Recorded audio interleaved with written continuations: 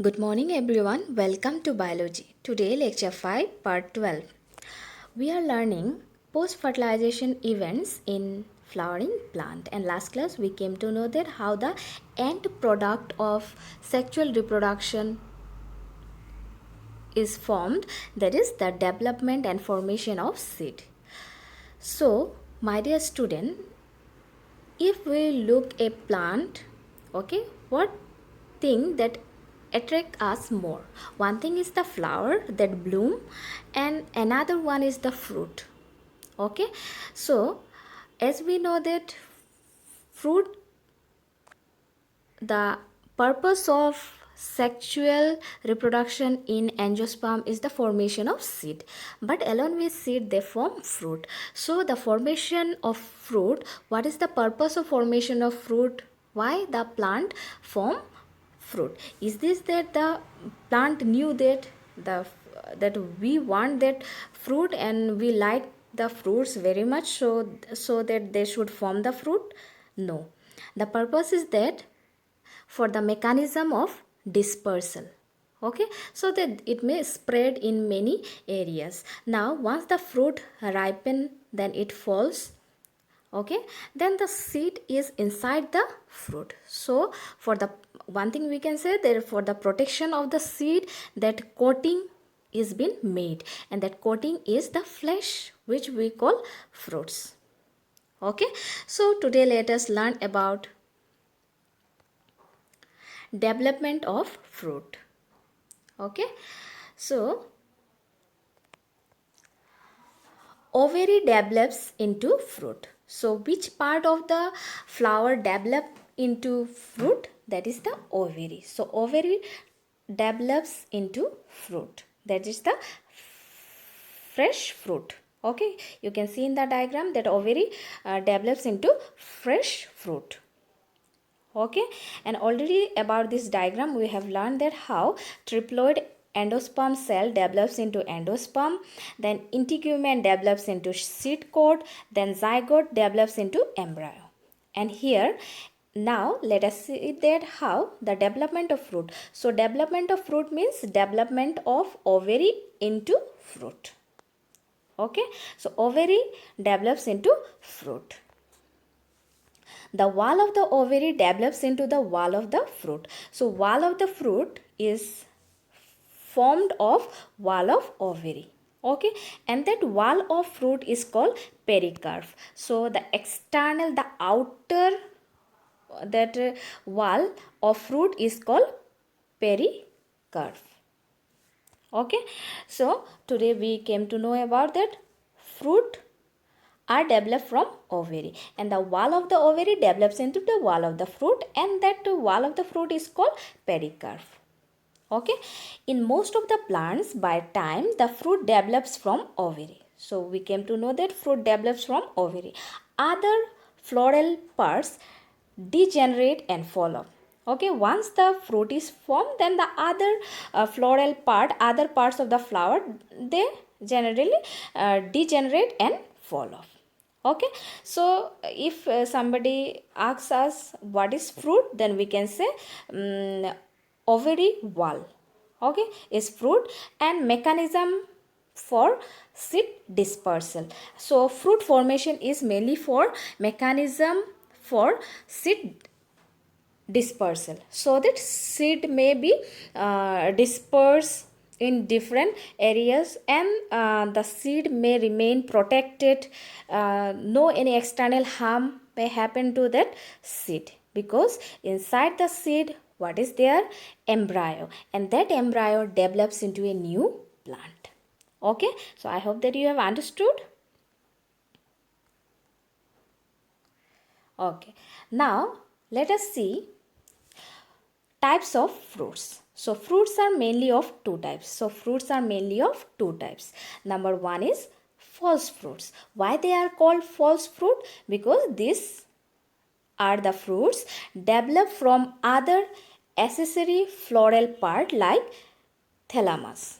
Okay, so false fruits, they do not develop from the ovary, But other than ovary, they develop from the other floral part like thalamus. So especially they develop from the thalamus, because of which they are called false fruit. So example is apple, strawberry. So these are the example of false fruit. Why they are called false fruit? Because they are developed from thalamus, and thalamus is a floral part. Okay, they are not developed from ovary. Whereas the true fruits are those that are developed from ovary. So the fruits that are developed from ovary are called true fruits, and the fruits that are developed from the floral accessory floral part like the thalamus, they are called false fruit. So true fruit example are grapes, cucumber, these are. So here you may see in the diagram two example are shown. Grape is an example of true fruit. So let us see the structure of grape. You may see pericarp. The pericarp means the wall of the fruit. Then you can see the fruit is the solen ovary. Okay, then seeds, fertilized ovules. So seed you may see in the center, and seed is inside that fruit, and the ovary or the fruit is the solen part. Okay, and pericarp is there. So this is an example of true fruits because it has developed from the ovary. Now let us see the false fruit, that is apple. Example is shown. Here you may see edible food. Okay, edible part which we eat. This is the floral parts fused and swell. So this is the edible food which we eat, and these are the floral part, or we may say that this part is developed from the thalamus. Then pericarp, can you see it is inside the that edible food. So the part which we eat, inside that is pericarp. You may see one covering type pericarp. Okay, then core you can see the ovary. Ovary is inside that, and then the seed.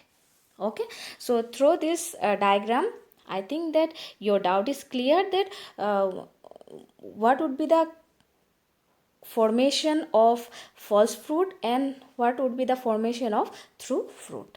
So these are the way how false fruit and true fruit are formed. Okay, then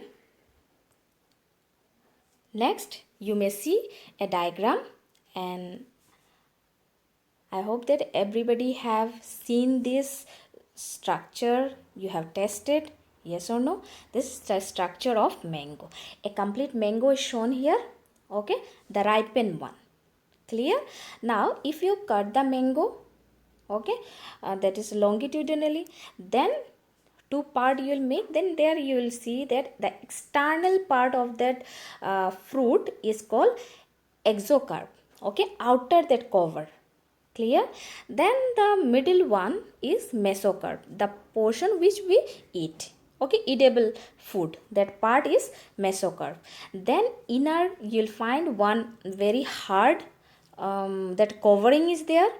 Okay, the seed, that hard covering is known as endocarp. And here if you further silt, okay, break that endocarp, then you'll find that inside that that endosperm. Okay, that portion is known as endosperm. Then you will find that seed coat is there. Okay, once seed coat is there, you can remove it. Okay, then embryo is also there. So can you see that how the seed, okay, or we may say how the embryo is protected? Clear? So this is the way how the mango structure actually look. Okay, and these are the different parts. So mango fruit, the external part is exocarp. Clear? That cover, and that exocarp we don't eat. Which part we eat? We eat the mesocarp. And endocarp, what happen? We don't eat, we throw it out. Yes or no? And if you break that endocarp, that pit, you'll find that inside that embryo, then endosperm and seed coat. So all these three together is known as seed. Clear? Can you remember? Okay, so I hope that you have understood the structure of fruit. Okay. Now, these are some examples. So in the diagram, okay, in this picture, some of the diagram, some of the fruits are shown here. So these are parthenographic fruits. Why they are called parthenographic fruits? Because in few species fruits develop without fertilization. Because in few species what happen, fruits develop without fertilization. Such fruits are called parthenographic fruits. Okay, so in some fruits what happen, without fertilization. Okay, so without fertilization what happen, formation of that fruits takes place, because of which these are known as parthenographic fruits. These are some exceptional case, okay, in flowering plant. And banana is an example of parthenographic fruit, and banana is an example of parthenographic fruit. Here you may see some of the apple, okay, then pear, these are also peaches, these are also examples of parthenographic fruits. Clear? Okay, so with this today's class we end here. So thank you.